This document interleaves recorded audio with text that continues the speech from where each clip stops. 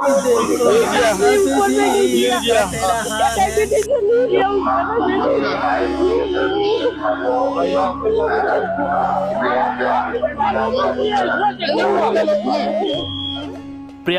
के महाकुंभ में भगदड़ के बाद रोते बिलखते चीखते चिल्लाते और अपनों को खोने के बाद की ये तस्वीरें जिसने भी देखी वो सिहर उठा।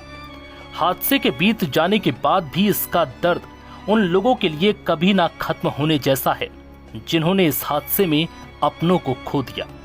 इन्हीं में से एक हैं यूपी के बलिया से आए दिनेश पटेल, जो परिवार के साथ आए तो महाकुंभ में स्नान करने थे, लेकिन भगवान को शायद कुछ और ही मंजूर था।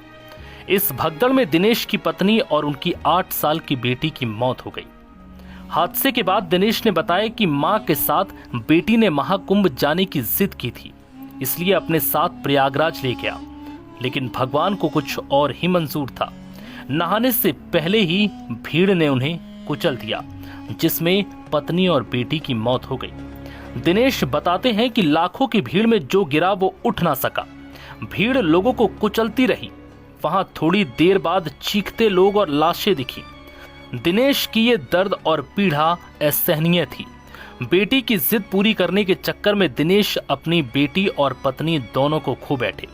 दिनेश मां, पत्नी और बेटी के साथ स्नान के लिए कुंभ गए थे, लेकिन किसे पता था कि उनकी बेटी और पत्नी फिर कभी वापस नहीं लौटेंगी। बता दें कि महाकुंभ में भगदड़ में बलिया के 4 लोगों की मौत हुई है। मृतकों में मां बेटी भी हैं। इस घटना से 2 गांवों में शोक है।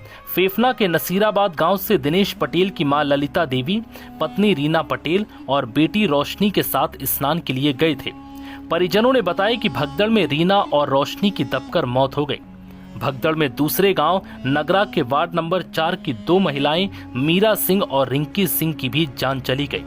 दिनेश और जोखू की तरह ही यूपी से लेकर बिहार तक के जिलों से ऐसी ही कहानियां सामने आ रही हैं। अब तक यूपी के 16 लोगों की मौत हो चुकी है।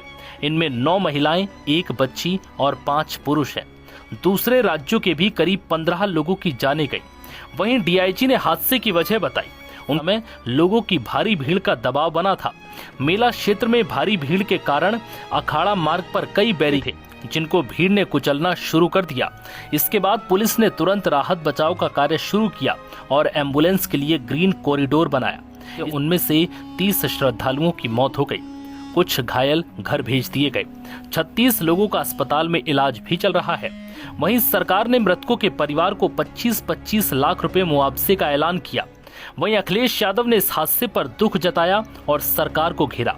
उन्होंने सवाल उठाए कि अगर इंतजाम अच्छे होते तो शायद ऐसा नहीं होता।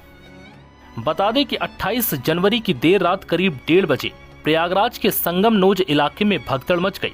प्रशासन के मुताबिक 30 लोगों की मौत हुई है।